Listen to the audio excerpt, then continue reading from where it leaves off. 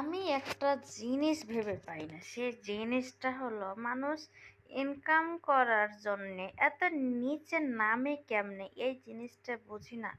এত নিচে বলতে, এর বউকে এই নিয়ে চলে যায়, এর স্বামীকে এই উল্টাপাল্টা কথা বলে, একে এই মিথ্যা হয়রানি স্বীকার করে, মানে ইসলাম ধর্মে জন্মগ্রহণ করে হিন্দু ধর্ম পালন করে।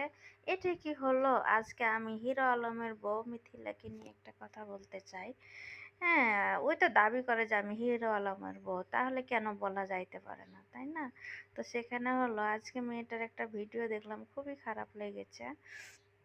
বুঝতে পারছেন যে সে শাখা পলা পরেছে, হ্যাঁ সিঁদুর পরছে, হিন্দুদের শাড়ি পরছে, পরে বিজ্ঞাপন দিতেছে যে এসব সিঁদুর কোটা নিন, সিঁদুর নিন, খুব ভালো, হ্যান ত্যান। তোমার ইনকাম করতে হবে বাপু, তাই বলে তুমি এত নিচে নেমে ইনকাম করবা?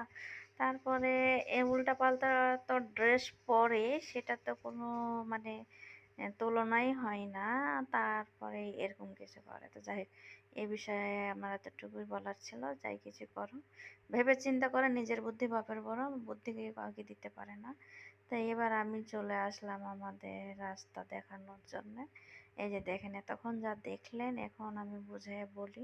আমি একটা জায়গাতে দাঁড়াইছি, একজনের সঙ্গে একটু কথা বলতেছি। কথা এজন্য বলতেছি যে আমি একটা বাচ্চাকে মানুষ করছি, বাচ্চাটা নাকি বিয়ে করছে, ওনার মা বাইর করে দিয়েছিল, তাই বিয়ে করছে আপন মনে, ছোট্ট একটা বাচ্চা। এ বিষয়ে কথা বলার পরে তো আমি এখন চলে যাচ্ছি। এদিকে বৃষ্টি হয়েছে, তো ড্রেন আছে কিন্তু পানি না, অল্প অল্প রাস্তায় থেকে গেছে। এই জন্যে আপনার হলো যে কাদা আছে রাস্তাতে। তারপর অন্য অন্য ডিস্ট্রিক্টের তুলনায় আমাদের রাজশাহী শহরটা অনেক ক্লিন আছে। যে দেখেন, বিশাল বড় বড় ড্রেন আমাদের দুই পাশেই কিন্তু ড্রেন, বুঝতে পারছেন? হ্যাঁ, তো এই রাস্তাটা একটু মানে ভাঙাচোরা হয়ে গেছে।